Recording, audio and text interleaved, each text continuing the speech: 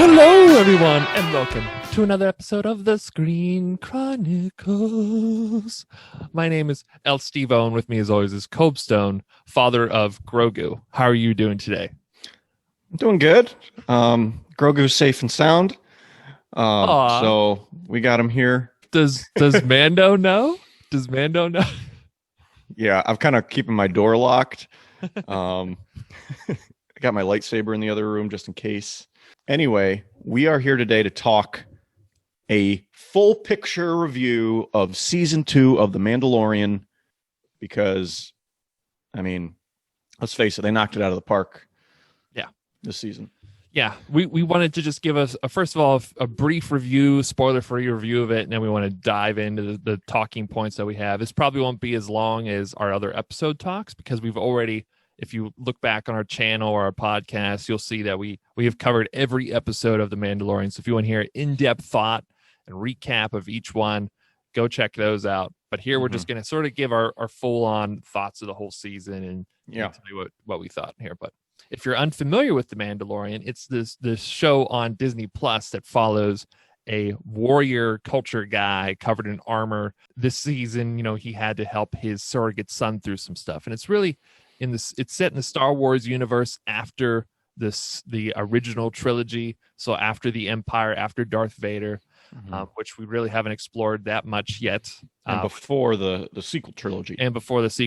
So before the Rey and Kylo Ren and all that stuff. For people out there who don't know too much about Star Wars, because there's a lot of people who got into this show.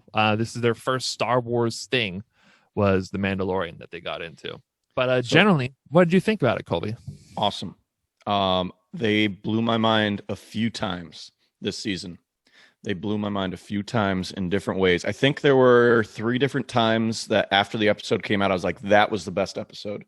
And then the next week an episode came out, I was like, no. That was the best episode. And then finally the finale, it was like, okay, that was the best episode. So they just kept, like, I didn't think it could get better after those points, and they just kept going up and up. And then a lot of nostalgia trip as well, which was really good for a hardcore Star Wars fan, like you and me. That was phenomenal. So I got to give it a lot of props. Yeah, I'm with you. I really enjoyed it. I thought along with the nostalgia stuff, though, I felt like some of it was great. And some of it was nice and subtle, and it was kind of funny that it wasn't too on the nose, though. It wasn't like that Thor Ragnarok humor that a lot of Disney properties have started to use. And there was also times though it did feel a little forced, and you're just like I don't need a reference here. Just continue with your story here. Like, your story is good. Stick with it. Yeah. And I think too, before we even watched this season, we heard there was going to be a lot of characters coming in. There's a lot of leaks about characters coming in and potential spin-offs. And you might have heard that there's been announcements for other series. And there was a few times that I felt like, is this person just brought in to bring on their own show? But even then, those characters who are getting their own show, they were still well off in the story. I felt like the story didn't suffer for it, though. Right. But you're right. There is a little bit a voice in the back of my head that's wondering if their primary role there was to promote their other show. Exactly. Which, a couple of those shows I'm really excited about. I think we'll talk a little bit about that today too. It feels like the Star Wars market is about to get really inflated with shows.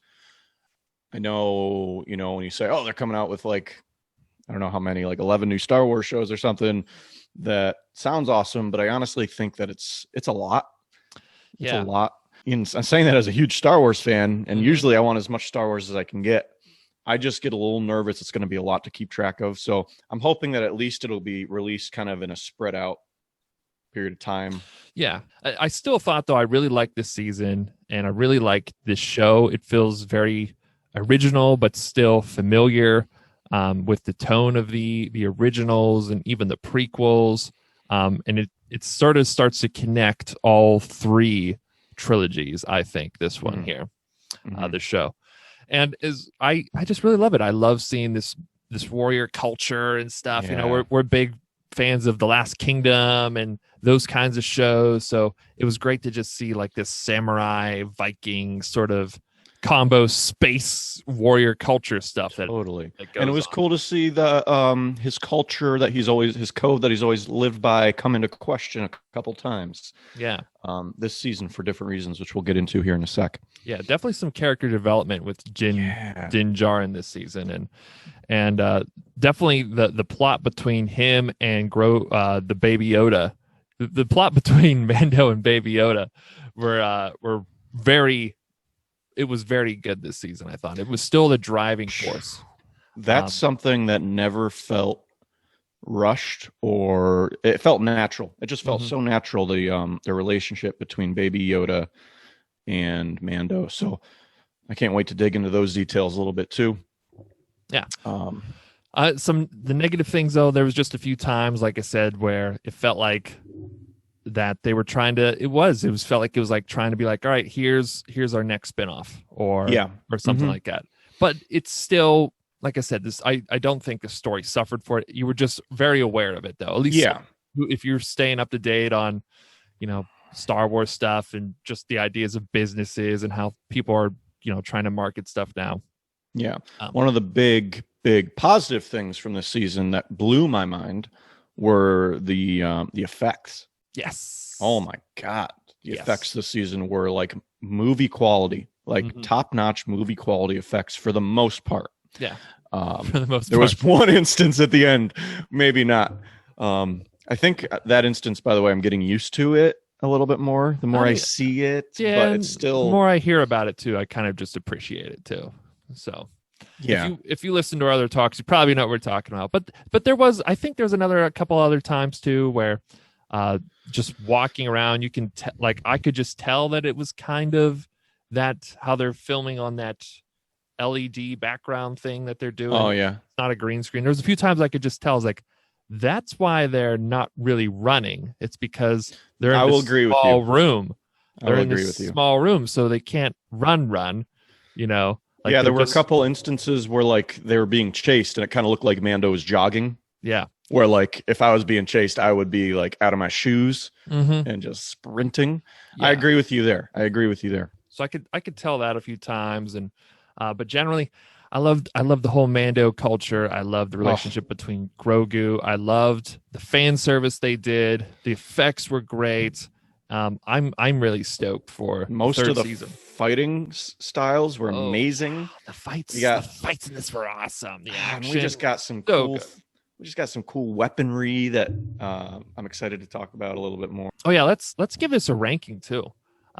What would you give this season then? Scale of 0 to 10, Colby. I'm giving this season a 9 out of 10. There is only one way, the way of the Mandalore. I'm giving it a 9 or a 9.5. I'll go. I'll commit to 9.5. Wow. I'll commit. You just gotta one up me on this. I'm giving it a 9, which is an excellent score. I think the only drawbacks, maybe like you said, or what we've already talked about here in the beginning, it's tough to get a 10 out of 10. Yeah. We gotta give room for season 3, right? Yeah, exactly.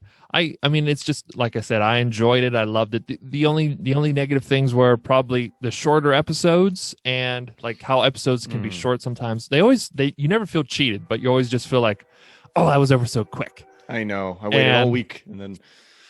Yeah, exactly. And just like I said, just being aware of the spin-off sort of angle to some of the episodes.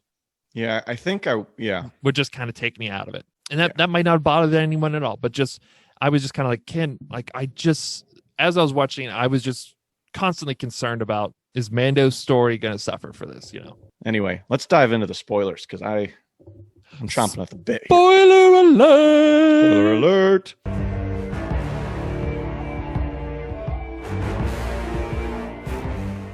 Luke Skywalker!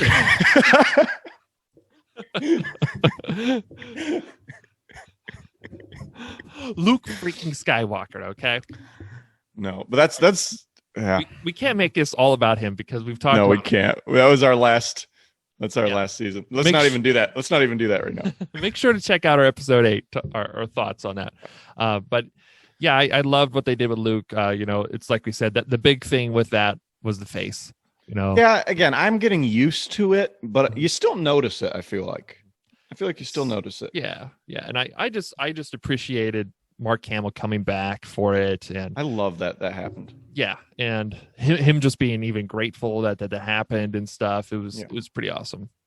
Well, Steve, one of your big complaints after season 1 was that it didn't seem like Mando was doing all the stuff. Like, it didn't seem like he could do it on his own a lot of the times, and that he needed other people's help. How do you feel he did in season 2? I thought he was kicking ass. I mean, he kind of felt indestructible even at times. Oh my God. I mean, like when he's chesting stuff up. I mean, there was literally, we talk about the 3rd episode, he just ran into blaster fire. I mean, he's getting headshot, shot around. I mean, like, he just runs, he throws a grenade. The lightsaber, the dark saber at the end with Moff Gideon just starts swinging a lightsaber at him at his back, and he's fine because he's then he just starts Wonder Womaning. Like, okay. I learned this from my last movie I was on. Ching, ching.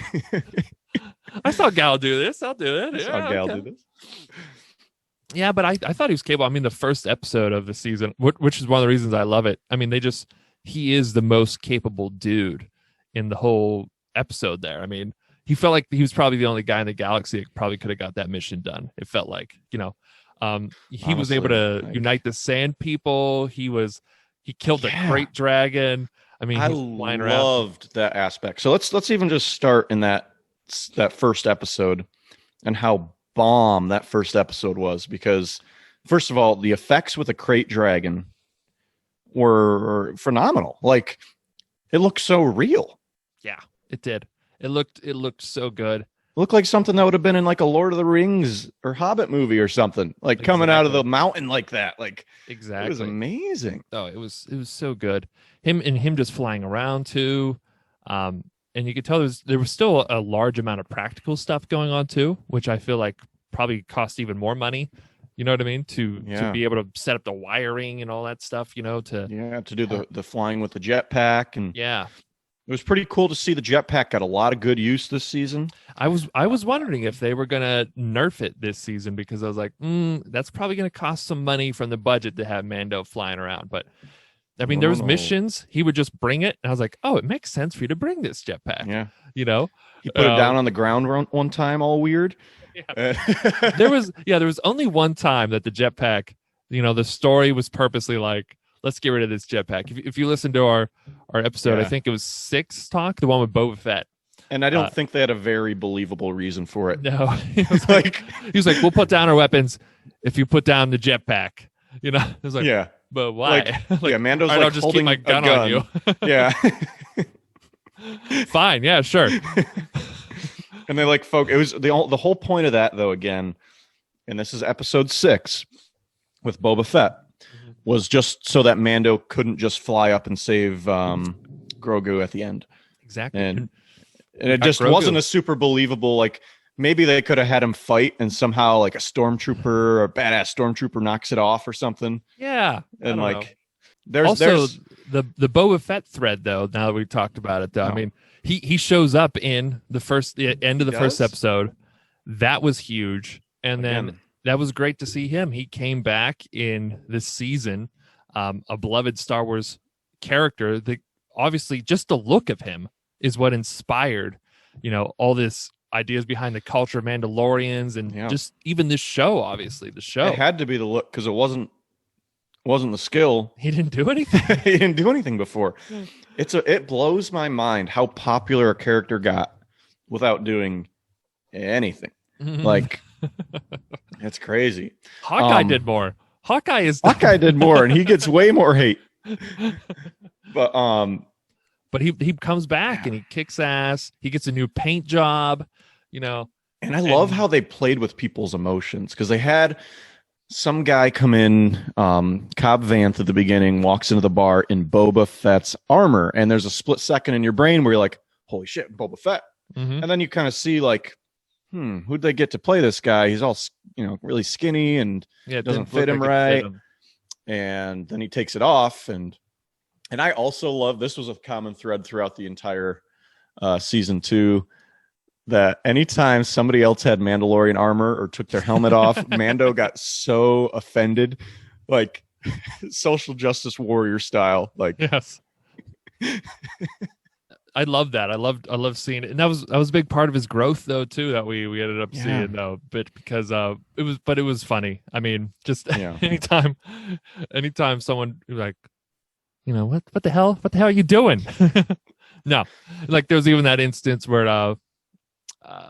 Bo-Katan shows up and saves him, takes off her helmet though, and he's like, no, I don't want your fucking help. Yeah. No, thanks. No. She's like, I was born on Mandalore. Like, I am literally a Mandalorian. Like, literally, by definition. He's like, no. That's like with Magnus Brune when the people who were casting Last Kingdom were like, can he play a Dane? And he's literally Danish. He was literally born and raised in Denmark. Literally. Can there be a ginger Viking? No. But yes. Anyway. But it was a great opening to the season, and that was like a 40-some minute long episode, which was awesome. I think it was like 50 even. Like maybe 50. When I first saw it, I was like, oh damn, are all of them gonna be longer? Did they hear people's complaints? We still got some 20s, 30s, range episodes. Yeah. But we still had some 40s and stuff like that.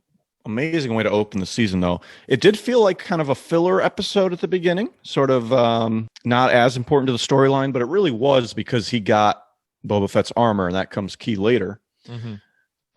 But anyway, a big point, like you mentioned in this episode, that is just so freaking awesome, is that Mando used his communication skills, his language skills, to unite Tusken Raiders.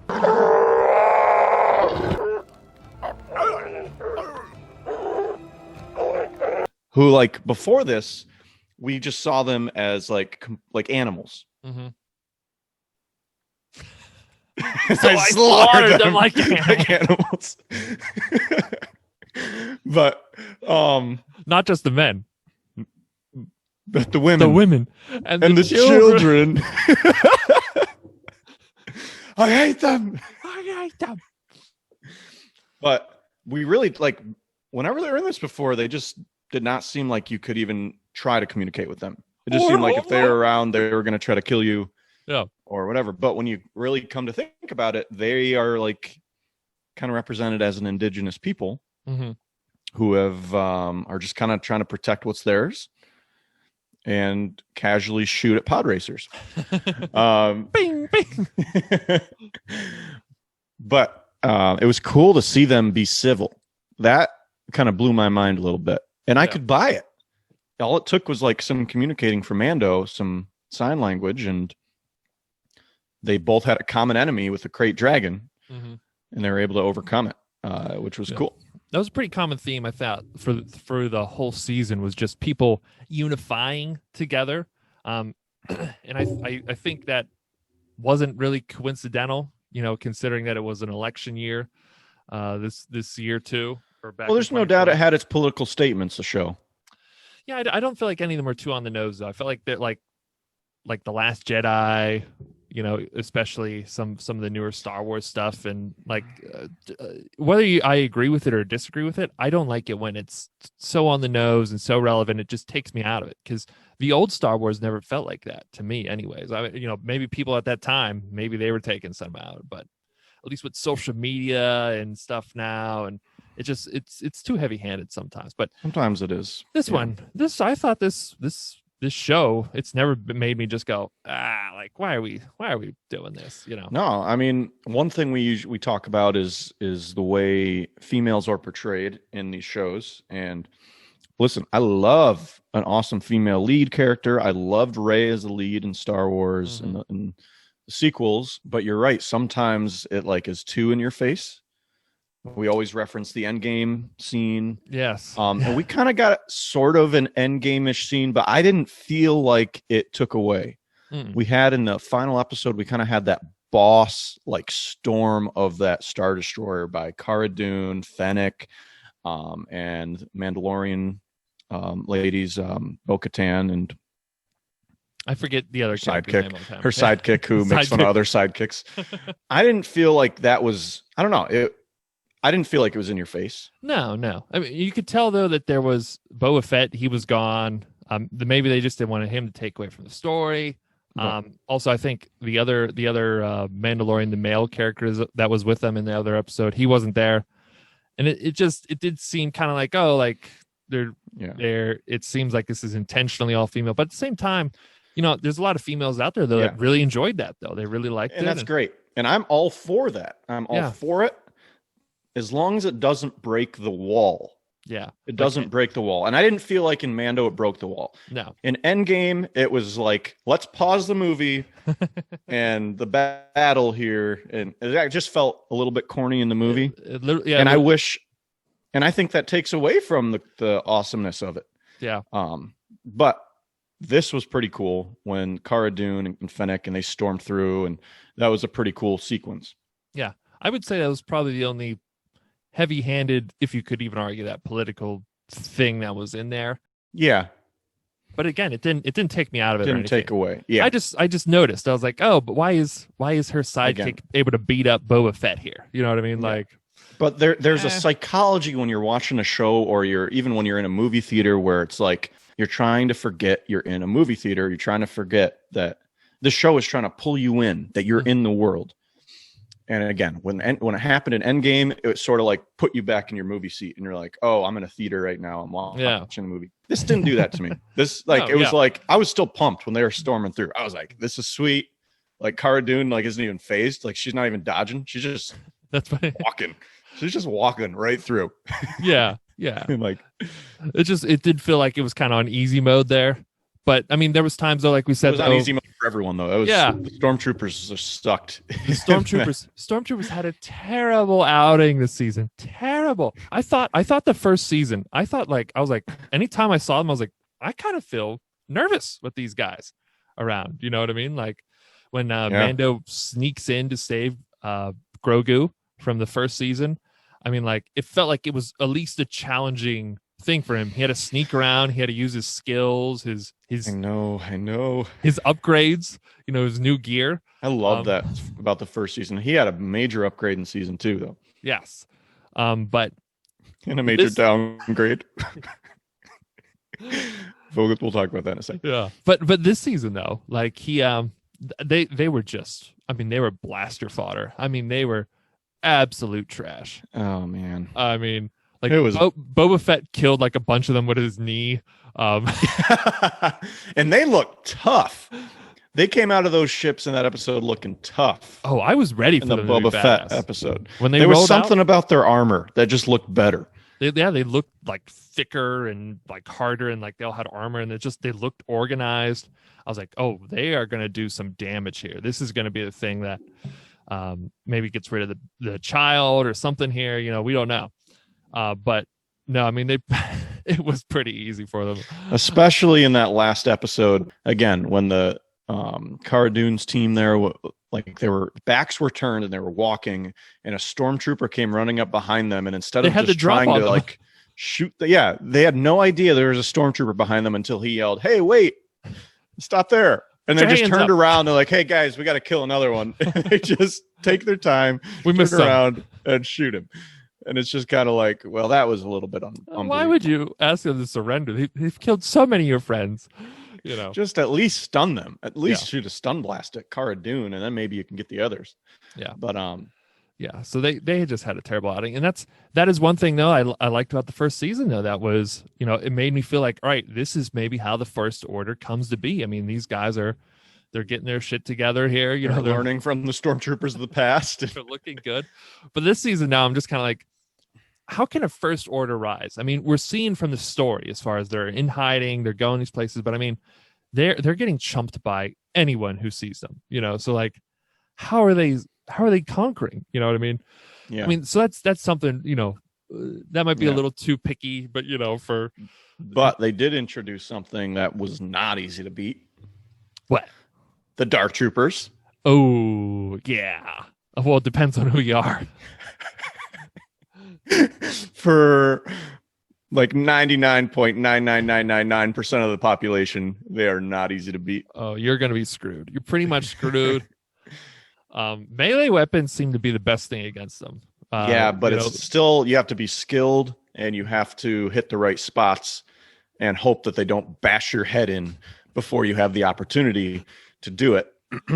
I was really hoping at the end there when Pedro Pascal takes off his helmet for Grogu that it was just gonna be like that, a punched peanut butter jelly sandwich. You know? It's just like Harry Potter's face in that one when Hermione like made it puff up or something. Oh yeah. But it's just like a black eye, like a huge bulge, and like his cheeks are like just missing teeth. That'd have been hilarious. Because he looked rough. I mean, the only other, but before this season, the only time we saw his face, he looked rough because it was the explosion. Yeah, at the end of season 1. And this one, he got punched about 50 times into a wall by a dark trooper. Wham, wham.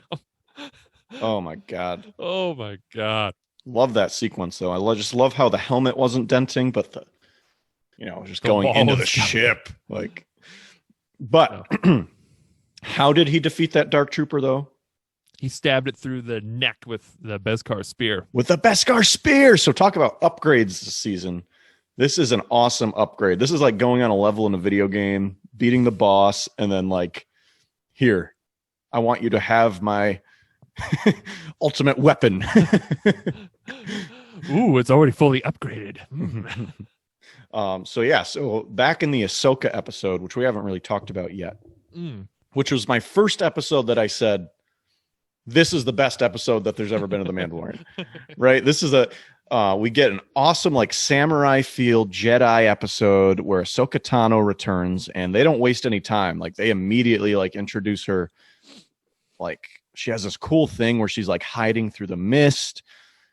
They have some cool effects where like they have it as her vision and she like force speeds up and kills like a one of those mercenary guys that worked for that lady there. But and it just turned into an awesome episode that really connected the prequels pretty well. Mando ends up going there looking for Ahsoka Tano, finds her, and she talks to Grogu with some Force connection. We still aren't sure how. But she finds out his name is Grogu, and she tells Mando that. Ruins Baby Yoda. Just we can't say Baby Yoda anymore. We never should have said Baby Yoda. No, I think Jon Favreau went on record saying you're still allowed to say Baby Yoda. But it was never actually Baby Yoda. We're not even allowed to say the child anymore. But no one was saying that though. No one was saying that except Moff Gideon. I think Moff Gideon was the only one who said it. Yeah. Everyone else said the kid. Or the asset. The asset. Just a cool episode where Ahsoka uses some cool Force stuff. They're out like in this burnt down forest area. This planet was really cool. And just to get that background that Grogu was actually on Coruscant at the Jedi Temple around the time of Order 66. And before he's as old as Anakin would have been. Yeah. If he wasn't killed. Right. So it's likely that when we're watching the prequel movies that Grogu's probably just training somewhere at the Jedi Temple, which is really cool. Moving some blocks, putting the square ones in the square holes, Yeah. Baby Jedi stuff. Yeah, baby Jedi stuff. Stealing people's cookies, choking them out, crushing them. I don't think they were teaching that at the Jedi Temple. I wonder where that thread's going to go, because we saw him in the first season. He choked Cara Dune, and we saw like, ooh, there's a little dark in this kid. There's a little dark side in this kid. Then we even heard in that episode where you're talking about the Ahsoka episode where she saw he has fear and attachment in him. And so that's concerning. That's dark side stuff. That's dark side stuff, baby. That ain't Jedi. That's not Jedi. Jedi. Ain't Jedi. That's not Jedi. So we had that thread too, and then later on, after he gets captured, he is just crushing stormtroopers. He's like, oh my god, like just grinding up their intestines, like crunching them there. Like, oh my goodness gracious! I mean, rightfully so. He needs to get out of there. He was trying to break out, but Yeah, It- but it he was dark. brutal. It was dark in how he was doing it. It wasn't a quick like force push into the wall. It Mhm. was like torture. Yeah. And So there's now a he's darkness going. in him. Yeah, and now he's with Luke though. So And here's the other thing, the darkness too. He just straight up ate babies this season. He's just chomping on fertilized. Well, they weren't fertilized yet, right? yeah, they weren't fertilized. The husband He's still had to chomping just on. We're jump not his talking stuff like in there. eggs you eat for breakfast.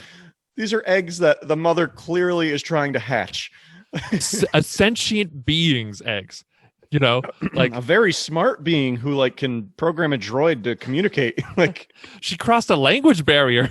And he's like, let me eat them babies. And I think I could be incorrect, but a lot of people are like, this is genocide. What he's doing is genocide. There was a legitimate freak out from people on the internet. The same people that freak out about dumb stuff though.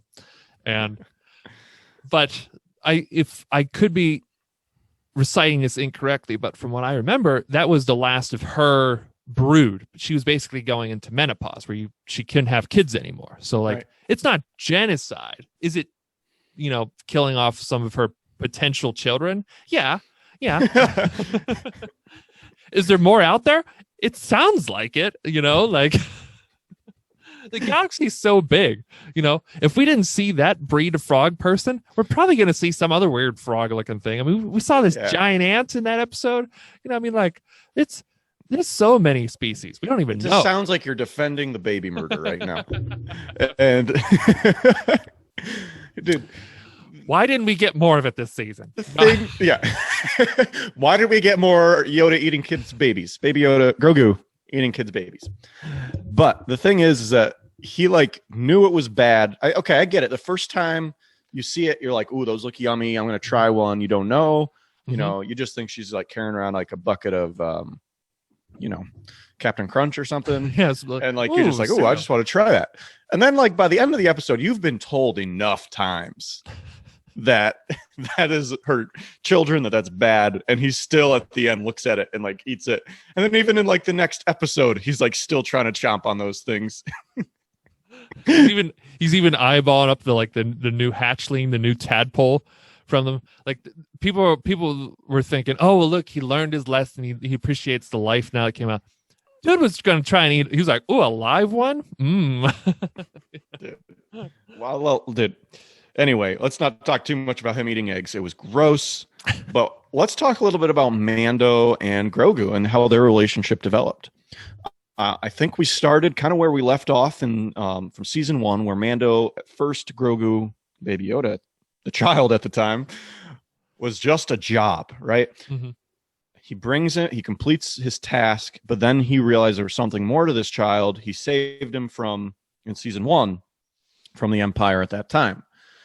Their relationship grew to the end of season 1. You could tell they're growing a bond.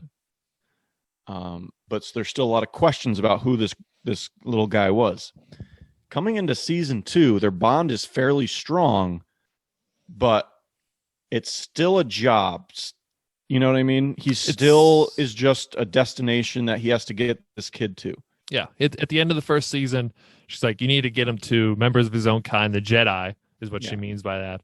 And he takes that on as the mission, And you can tell he cares for the kid, but like what you're saying, in his head, though, this is just a job, him and the kid. He doesn't really, he can't really differentiate between the idea of being with Grogu and doing things and being happy, and being with Grogu, being happy that he's with him, but still planning on getting rid of him and not thinking about the consequences of that. Right. And yeah, I mean, you could tell then once he realized in the Ahsoka episode that he could use the Force, he was happy for him. But then when he had to give him up, or when he thought he had to give him up to Ahsoka, he was sad. It was emotional. He was just sitting there with him, and he's like, "Oh crap! Like I have to give him up." And he was upset that she didn't take him. But then the next episode, you could tell he was upset then when Grogu could still use the Force, and they're on their way to Tython. To send out the radio signal for the Jedi. Yeah. and there you're like, oh, like he wants him to like not be able to use the Force. He wants to be able to like, oh, sorry, we can't use the Force. Well, I guess we'll just have to stay with me, and I'll raise you, and pay for your college fund and stuff like that, whatever. Season 5 of The Mandalorian. Mando has to go get the Beskar silver to pay for Grogu to go to college. Application fees, administration offices, admissions, scholarship essays.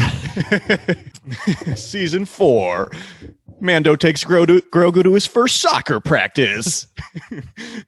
Episode 4, swimming lessons. Eventually, though, the kid gets captured by Moff Gideon. He rescues them. Luke kind of rescues them, I guess. And then when Luke showed up, Mando did not want to give up Grogu at first. Mm-hmm. So this was the whole thing. Like, he was looking for the Jedi who was right. He finally found one that wanted to take him. And like, he doesn't want to go with you at first. And he had to kind of be talked into it. And all of a sudden he realized this is what he has to do, mm-hmm. even though it's not what he wants to do. Where before, maybe at the beginning of the season, if that had happened the way he was feeling, he would have just given him up a lot more easily. Yeah. I think if he would have ran into a Jedi right off the bat, he'd been like, all right, here we go. Nice. Probably would have been sad, but it was touching. I mean, we talk about, he took off the helmet and it was just like, it was a tear up moment. He wasn't sobbing. You could just tell he's sad. He had some tears going. He took off his helmet for the child. And, we've seen the whole season that Mando is against taking off the helmet, how much his creed means to him. There's a few times he eases up. He lifts up, to take a drink in front of Grogu. I liked those little bits. I like that they showed that because it showed him being a little bit more comfortable. Yeah. With taking the helmet off in front of him, but still won't do it. Mm-hmm. So that was big. I mean, it was such a great moment because you could see that it was big for Mando, for Din Djarin to do that. It was big for Grogu and their bond and stuff. I think you brought this up, though, would it have been even more impactful, though, if he hadn't taken off his helmet in the episode before, in episode 7, the Bill Burr episode, right? Which we both loved, by the way. Great episode. One of my biggest pleasant surprises of the season was how awesome Bill Burr was in that episode. But you're right. Keep going with your point. But no, yeah, he has to make a lot of compromises in that episode, which I thought was cool. It was cool for the character. Like I said, in that one, he'd been being challenged with his idea of what a Mandalorian is this whole season. He sees Cobb Vanth as this honorable guy, but he wears the Boba Fett armor. He sees Bo-Katan is actually a Mandalorian, but she takes off the helmet. She is a different way of looking at things. He runs into Boba Fett, who is the son of a foundling like he was. But they both took off their helmets and they passed on the armor and that kind of thing. So he's been challenged. And then now that the kid is gone, he's willing to even make a little bit more changes, and like we said, he ends up taking off his armor. He still covers his face initially in stormtrooper armor, but even Bill Burr's like, that's not the same thing as not taking off the armor. It raises questions. Yeah. And you can even tell right there, he's aware of it. He's aware that that's a little hypocritical for him, that the code isn't there that for their code of the watch, the children of the watch. It's not there to prevent you from showing your face. It's there so you keep your armor on, so you're a Mandalorian all the time. Right. And he was a stormtrooper, so and then he ends worse than just showing your face. It's worse. This is what Bill Burr is just grilling him the whole ride. Shame. Imagine being in a car ride, with Bill Burr with about 100 gallons of explosive material in the back. And he's got like 100 more gallons of explosive material in his brain, and he's just gonna grill you. The shame. The whole time. The shame. I love that. Oh man. I just love. So when Bill Burr was coming back, I was like, why? Like his character was not very likable in the first season. He was just a troublemaker. Why do you even want him around? Mm-hmm. But he had such a cool redemption episode. We got to learn about his past. He was a sharpshooter, which we knew that before, but he was, we got to learn kind of about Project Cinder that he was on. Mm-hmm. and how a lot of his troop got killed by it. And he was confronting the commanding officer in this episode about it. And he got his full revenge. And such an awesome scene there too. I love that. That was directed by that Rick Famuyiwa. He was the same guy directed that episode in the first season that I really liked, that I thought shifted Mando from being a guy that always gets helped out at the last second to being the badass. You know, the episode on the same one with Bill Burr in the first season, where he rounds up all the other bounty hunters in the prison. So I love that episode too. But you see also there, he takes off the helmet then to get into the facial scanner. And like when it happened, I was just like what? Like what? And I was a little worried. I was like, is he gonna have his face out all the time now? But no, he went back to the helmet. But still, like that was a big moment. You know, like that was huge. Like the build up to it. You know, the talking between Bill Burr and everything. I mean, it was all great. But then I think it kind of took away then. It's like, oh, well, of course, like he should show it for Grogu. He showed it in front of Bill Burr and a bunch of Imperial guys. So why wouldn't he show it for this kid that he obviously loves? You know, so like it was still a big moment. Don't get me wrong. Very powerful still. Yeah. Yeah. But you just wonder how more powerful it would have been. Yeah. And I don't think I would have been a little bit more in suspense then. Like, is he going to actually take it off? Is he going to do it? Like, this is going to be big, you know, and he's going to willingly do this. But even in that instance, though, that the first time he did it, everything he did was for Grogu. It was all because he wanted to. Grogu. Yep. So it was still big, and I really like that. I really like the growth we saw from him. I'm curious as to where it's going to go this next season here. For me, though, it was the face touch. Yeah, that was. I was just like. Also, that episode though, as far as predicting season 3 stuff, you know, he wins the Darksaber from Moff Gideon. Oh yeah.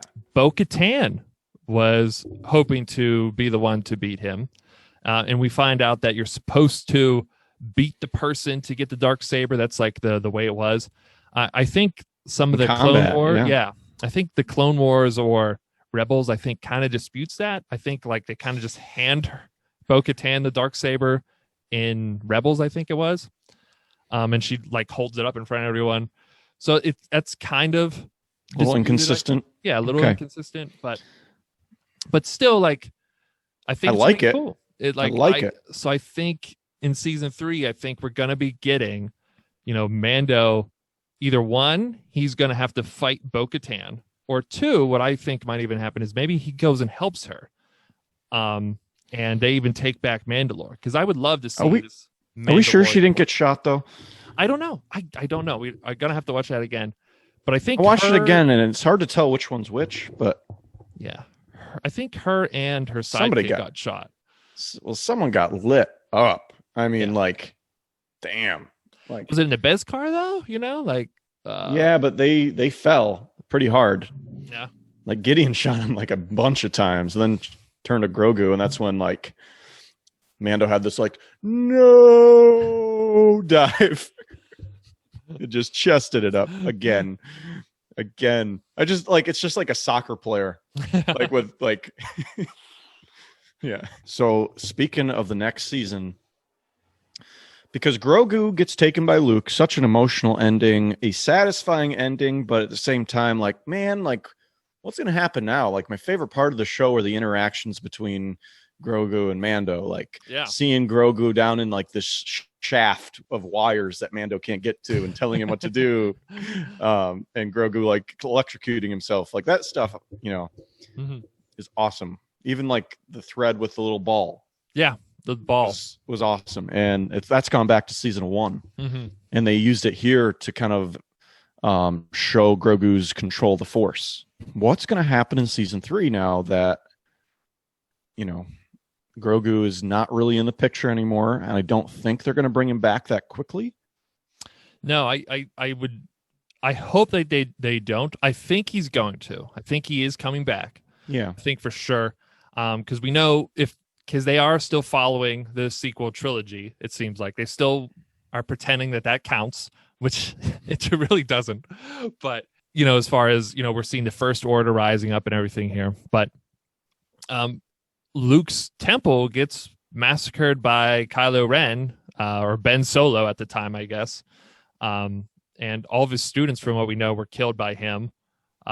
Maybe they went off. Maybe there's others out there. They might do like what we're seeing a lot of now, that there were so many other people who weren't technically Jedi Knights yet that got out of Order 66, like Ahsoka, Cal Kestis, people like that. There's a lot of people in the extended universe that they're not Jedi. They left the Jedi. They didn't become Jedi Knights or whatever. The Force users, though. But they're Force users and they have lightsabers. So, and they were trained as Jedi.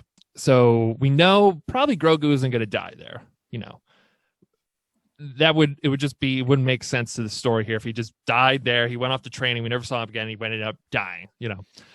So I think he's going to have to come back for some reason. Maybe it's because he's going to be so dark that Luke is like, get this kid out of here. I don't want to, like, he's not into killing kids yet, like he is with Ben Solo. But he's still like, let's get him out of here before he starts corrupting other people. He's not into killing kids, really?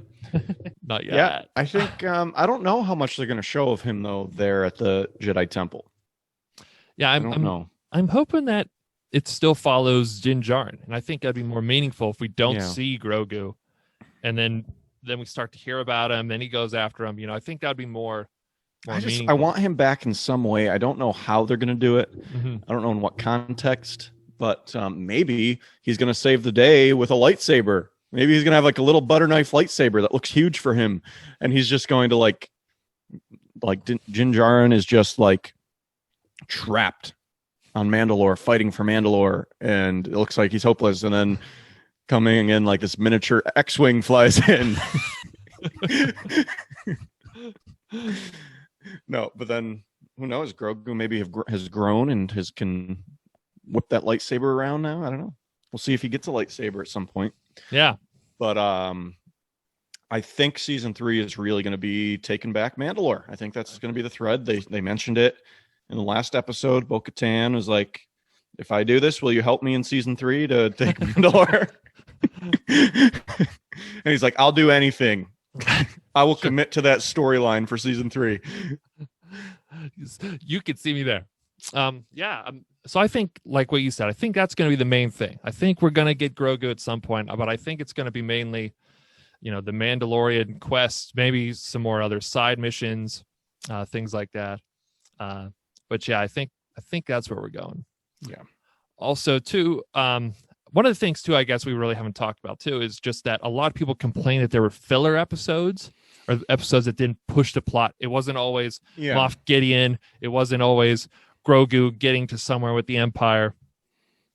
But I like that though. I mean, I do too. And I still think though, I think every episode was important for the character in some way. You could probably argue the second one wasn't. The second episode, frog and the spiders. With the frog, ice spiders. Probably the least. But we're still introduced to the Republic fighters there, at the very least, which it seems like they're either going to be part of this or it's because they're getting their own series and they're taking Cara Dune away from us. I don't know. Yeah. But again, might be an instance for them to promote another show. Yeah. But it's I still liked everything. I mean, I still think everything fed into each other. I still think it was all important. And I think the fact too that if you have a self-contained story, that's what helps it make you edge on. You can be satisfied every episode, every week, but still be eager for the next one. A lot of the like older TV shows, like if you were to like watch Monk or CSI or something where it has its own story, but it ends, and it just kind of repeats each time. Like I can understand why you might not follow that one as much if that was a thing. But the thing is with this one, it's still building every episode and it's still different every time. It's different. And it's refreshing every time. Yeah. And there were a lot of different styles of episodes. We had like a Western like style. We had like an Old West style. We had a samurai style. We had good old fashioned Star Wars style. And we had like some science. Oh, it's all science fiction, but we had like horror movie style. Exactly. So it was all good. But can we just take a moment of silence for a character who had a really rough season and ended up meeting its demise. The Razor Crest. The Razor Crest went through a lot this season. It was like it started off nice and fresh, and then it got like destroyed. And then it had a giant spider on top of it, and then it was just covered in fish nets, and then it got like fully repaired, and then it just got blown up like to bits, and it's gone. And I think the Pulse Blaster's gone too. Yeah. Oh, so we lost two. We lost two big guys. I'm gonna miss that Pulse Blaster disintegrating. Jawa's getting blasted away. Man, that was awesome.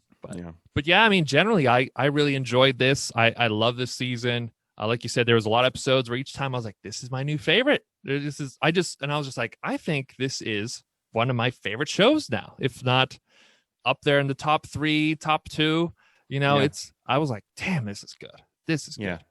As a Star Wars fan, it's just something new and different. It was so good. It was awesome. It was awesome. And Dave Filoni and Jon Favreau are saving Star Wars. They are doing amazing. So I hope they keep doing it, and I hope they keep saving it. Yeah, let us know what you guys thought about this season here, the full season. Make sure to check out our Mandalorian playlist on YouTube if you want to listen to our season 1, our full season 1 talk, and then we recap every episode of season 2. You can also check deets. Get the deets. Those good deets. You can check us out. If you're on podcasts, you can watch it on YouTube or vice versa. Just look at the link in the description below. Also, make sure to follow us on social media. We'll have those links down in the description below. And otherwise, stay tuned for some more Screen Chronicles. Like, subscribe, all that good stuff, people. Because this is the way. This is the way.